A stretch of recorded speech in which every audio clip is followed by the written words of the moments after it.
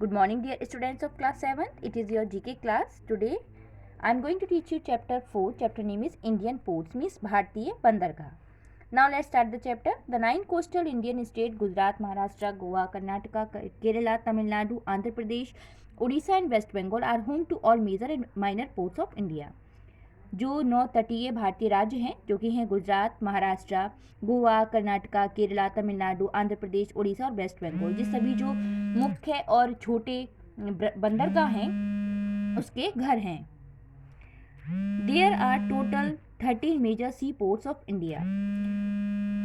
भारत में सबसे जो 13 मुख्य भारतीय बंदरगाह हैं. आउट ऑफ 12 आर गवर्नमेंट, जो कि जिसमें से कि 12 सरकारी है, and 1 Ennore port of Chennai is the corporate one, और जो एक है वो चेन्नई के कॉर्पोरेट जो समष्टिगत है.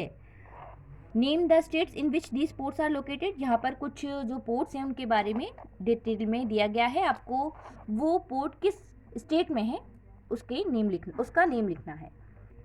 Now first Kandla Port. It is situated on the Gulf of Kutch. Kandla Port is a hub of major import like petroleum, chemicals and iron, and also export green salt and textile. Kandla port ये कच्छ की खाड़ी पर स्थित है. Kandla port petroleum, रसायन जैसे प्रमुख जो आयातों का केंद्र है, और लोहा और अनाज, नमक और कपड़े भी ये निर्यात करता है. ये है गुजरात स्टेट में, सो यहाँ पर आप गुजरात लिखेंगे. Now second, Nhava Sheva. Nhava Sheva, now known as Jawaharlal Nehru Port, is the largest container port in India. It is the king of Arabian Sea at west coast and handle a large volume of international container traffic and domestic cargo traffic. Means Nhava Sheva जो कि अब Jawaharlal Nehru port के नाम से भी जाना जाता है, और ये जो 12 पोर्ट हैं उनमें सबसे लार्जेस्ट पोर्ट है, सबसे बड़ा बंदरगाह है, और ये अरब सागर का राजा है, और ये बड़ी मात्रा में जो अंतर्राष्ट्रीय कंटेनर हैं, यातायात हैं और घरेलू कार्गो यातायात को संभालता है. ये है महाराष्ट्र स्टेट में. Third, Cochin port. The Cochin port is one of the largest port in India and the major port on the Arabian sea and Indian ocean sea route. The port of Cochin lies on the two island of Willingdon and Vallarpadam. Cochin port Bharat के सबसे बड़े बंदरगाहों में से एक है और अरब सागर और हिंद महासागर के समुद्री मार्ग पर प्रमुख बंदरगाह है. कोचिन का बंदरगाह विलिंगडन और वल्लरमापदम के 2 द्वीपों पर स्थित है. ये है केरला स्टेट में. Now fourth, Mormugao Port. Mormugao Port is the best natural harbour of this state. This is one of the leading iron ore exporter port in India and raw material too. Mormugao port इस राज्य का सबसे अच्छा प्राकृतिक बंदरगाह है. ये भारत में लोहे की प्रमुख निर्यातक बंदरगाहों में से एक है और कच्चा माल भी निर्यात करता है. ये है गोवा स्टेट में. फिफ्थ है पानम्बुर पोर्ट. पानम्बुर बंदरगाह. Panambur port is a deep water all weather port and one of the largest port in India. There is a beautiful beach at south of seaport Palampur along with the shore of the Arabian Sea.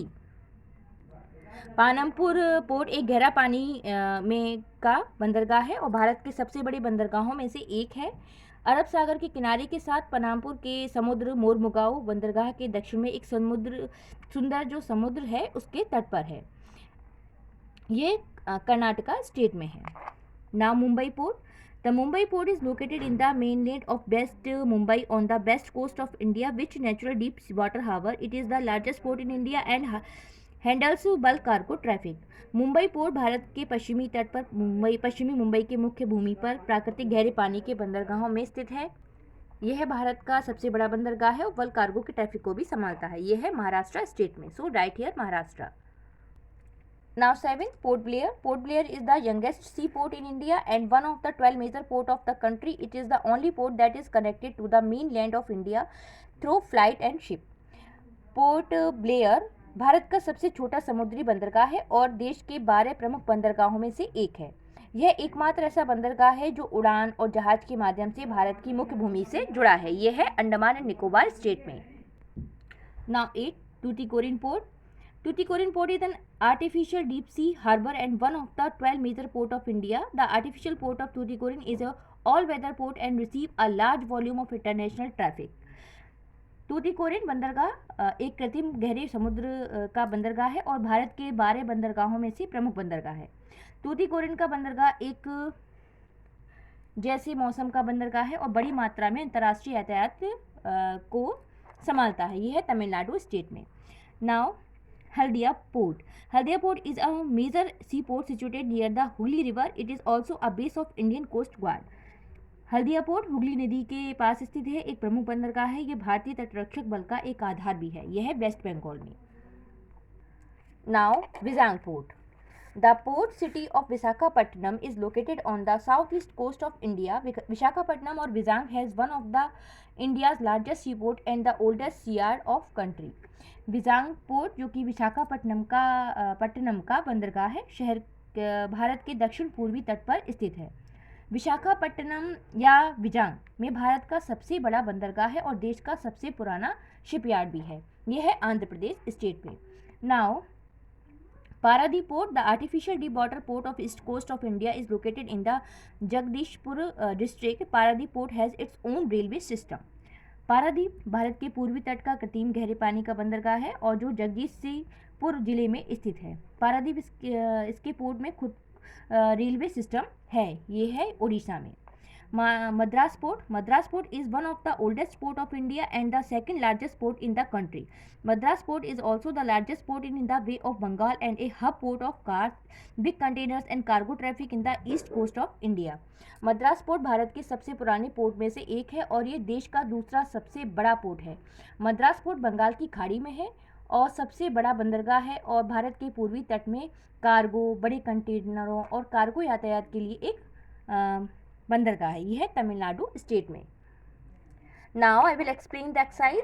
Unscramble the name of ancient Indian ports of cities. यहाँ पर ancient port cities के names दिए गए हैं जो कि unscramble, जिसको आपको अनस्क्रैम्बल करेक्ट करना है और फिर लिखना है। फर्स्ट है आपका Lothal, second Dholavira, third Tuticorin, fourth Vijayanagar and 5 Dwarka and 6 पटाधकल.